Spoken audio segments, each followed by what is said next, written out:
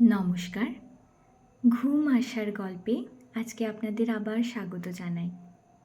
আজকে শুরু করছি অচিনপুর পর্ব ৩। টগরের সঙ্গে যখন গল্প করলাম, সে নিচের ঠোঁট উল্টে দিয়ে বলল, এত মিথ্যে কথাও তোমার আসে? ছি ছি। মিথ্যে নয় বলে তাকে কিছুতেই বিশ্বাস করাতে পারলাম না। বড় নানিজানকে নিয়ে কত বিচিত্র সব গল্প আছে। তার ভূতে পাওয়ার গল্পটিও আমি টগরকে শুনিয়েছিলাম। বড় নানিজানের অভ্যেস ছিল সন্ধেবেলা পুকুরে সাঁতার কেটে নাওয়া। তখন কার্তিক মাস, অল্প অল্প হিম পড়েছে। নানিজান গিয়েছেন অভ্যেস মতো গোসল সারতে। সূর্য ডুবে অন্ধকার হলো, তার ফিরবার নাম নেই। মোহরের মা হ্যারিকেন জ্বালিয়ে পুকুর ঘাটে খোঁজ নিতে গিয়ে দেখে কোমর জলে দাঁড়িয়ে তিনি থরথর করে কাঁপছেন। মোহরের মা ভয় পেয়ে বলল, কি হয়েছে গো? নানিজান অস্পষ্টভাবে টেনে টেনে বললেন, ও মোহরের মা, টেনে তোলো আমাকে, আমি উঠতে পারি না, কত চেষ্টা করলাম উঠতে। টগর বলল, হিস্টেরিয়া ছিল নাকি তোমার নানির? ভূত ফুত কিছু নয়, তোমার বড় নানি জানে ছেলে মেয়ে হয়নি নিশ্চয়ই। না, হিস্টেরিয়া ছিল না তার, আর ছেলে মেয়ে ছিল না তাও নয়। বড় নানি জানের একটি মাত্র মেয়ে ছিল, হাসিনা। সবাই ডাকত হাসনা। তিনি আমার আর লিলির মা। হাসনা ৩ মাসের একটি শিশুকে কোলে করে আর ৪ বছরের একটি মেয়ের হাত ধরে এই বাড়িতে এসে উঠেছিল।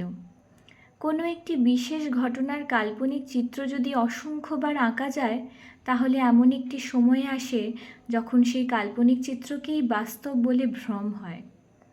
আমি মায়ের বাড়িতে আসার ঘটনাটি চোখের সামনে স্পষ্ট দেখতে পাই, প্রতিটি ডিটেল অত্যন্ত সূক্ষ্ম। তখন সন্ধ্যা হয়ে গেছে। হ্যারিকেন আর কুপি মিলিয়ে ১৫-২০টি বাতি জ্বলছে এখানে ওখানে। বিল থেকে ধরে আনা মাছের গাদার চারপাশে বসে বৌঝিরা মাছ কুটছেন আর হাসি তামাশা করছেন। হাসনা এলো ঠিক এ সময়। অত্যন্ত জেদি ভঙ্গিতে সে উঠোনে এসে দাঁড়ালো। তাকে দেখতে পেয়ে সবাই অবাক হয়ে নেমে এলো উঠোনে। খড়ম খটখট করে নানাজান নেমে এলেন দোতলা থেকে, আর হাসনা শুকনো চোখে দেখতে লাগলো সবাইকে। হাসনার বিয়েতে সারা গাঁর দাওয়াত ছিল। হিন্দুরা মুসলমানদের বাড়িতে এখন ইচ্ছে করে মাংস খেতে আসেন, তখন আসতেন না।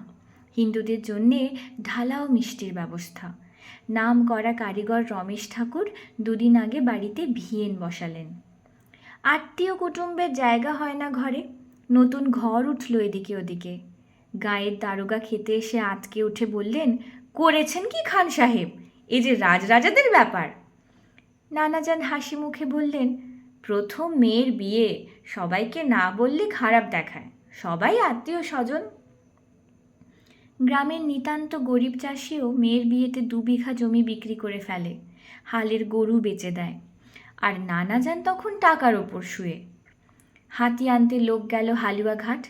সেখানে কালু শেখের ২টি মাদি হাতি আছে। বন থেকে কাঠের বোঝা টেনে নামায়। বিয়ের আগের রাতে মাহুতকে ঘাড়ে করে মাতু এসে দাঁড়ালো। উৎসাহী ছেলেমেয়েরা কলা গাছের পাহাড় বানিয়ে ফেলল উঠোনে। মাহুতের সঙ্গে দুদণ্ড কথা বলার জন্য কি আগ্রহ সবার। মাহুত সাহেব কি একটু তামাক খেতে ইচ্ছে করবেন? হাতির পিঠে চড়ে বর এসে নামল। লোকে লোকারণ্য। ভিড়ের চাপে গেট ভেঙে পড়ে এমন অবস্থা। জরির মালায় বরের মুখ ঢাকা, কিছুই দেখা যাচ্ছে না।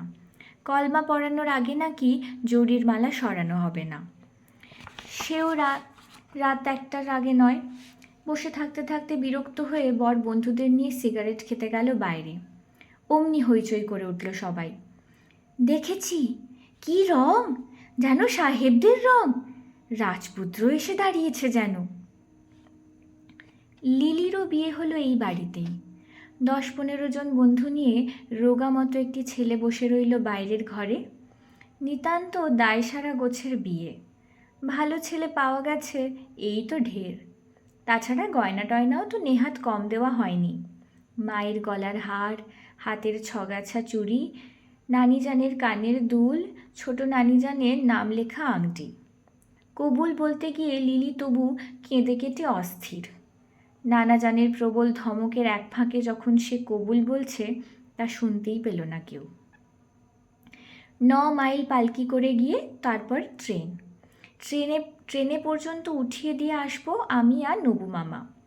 বেডিং পত্তর নিয়ে দুজন কামলা গাড়ে আগে চলে গেছে। পালকির সঙ্গে তাল মিলিয়ে চলতে পারি না, বারবার পিছিয়ে পড়ি। নবু মামা বললেন, পায়ে ফোসকা পড়ে গেছে, আমি জুতো খুলে ফেললাম। সজনীতলা এসে পালকি থামল। বেহারারা জিরোবে, পান তামুক এসব খাবে। লিলি পালকির ফাঁক থেকে হাত বাড়িয়ে ডাকল, এই রঞ্জু, দুষ্টুমি করবি না তো? না। আমার জন্য কাঁদবি না তো? না, কাঁদবো না। কাঁদবি না কি রে গাধা? বোনের জন্য না কাঁদলে আর কার জন্য কাঁদবি? আমার কি আর কেউ আছে? ট্রেন ছেড়ে দিল। এই বাড়ি ওই বাড়ি করে ট্রেন শত দ্রুত সরে যাচ্ছে। নবু মামা কাঁদছেন হু হু করে। বেহারা এসে বলল, দুজনে এসে বসেন পালকিতে, ফিরিয়ে নিয়ে যাই। লিলিকে ট্রেনে উঠিয়ে দিয়ে আমার বয়স যেন হঠাৎ করে বেড়ে গেল। মনে হলো কিছু কিছু চিরন্তন রহস্য যেন বুঝতে পারছি। আশ্বিন মাস আসতেই সাজ পড়ে গেল স্কুলে। স্কুলের প্রতিষ্ঠা বার্ষিকী। গান আবৃত্তি তো হবেই, সে সঙ্গে নাটক হবে স্টেজ বেঁধে। হিরণ্য রাজা নাটকের নাম। হিরণ্য রাজার পাঠ করছেন বাদশা মামা। উৎসাহের সীমা নেই আমাদের। খালারাও ঘ্যান ঘ্যান করতে লাগলেন নাটক দেখবার জন্যে।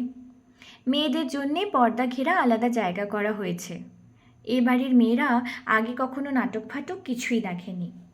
দেখবার শখ খুব। ছোট নানি আরজি নিয়ে গেলেন নানাজানের কাছে। এসব কি দেখবে?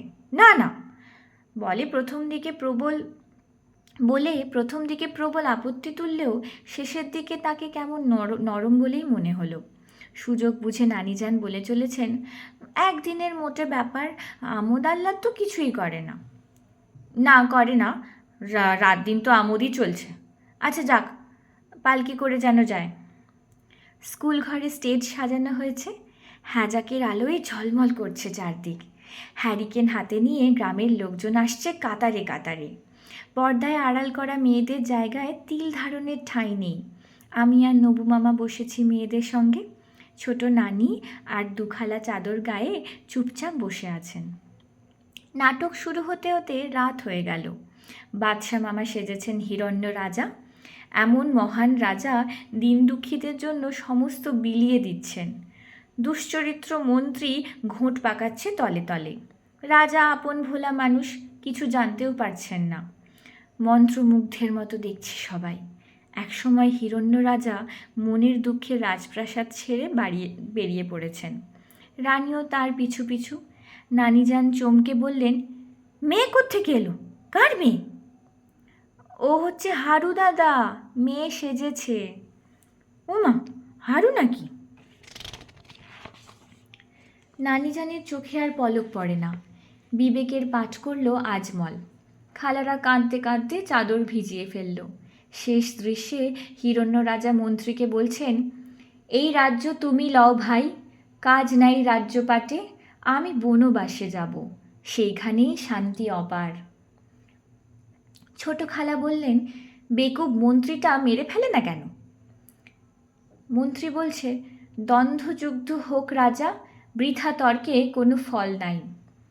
ঝনঝন যুদ্ধ শুরু হয়ে গেল। নবু মামা উত্তেজনায় দাঁড়িয়ে পড়লেন। নানিজান পেছন থেকে চেঁচাচ্ছেন, ও নবু বস, দেখতে পাচ্ছি না, বসে পড়। কি তীব্র উত্তেজনা! রাজার মৃত্যুতে চোখে জল। বাদশা মামার জয় জয়কার। কি বাট্টাই না করলেন!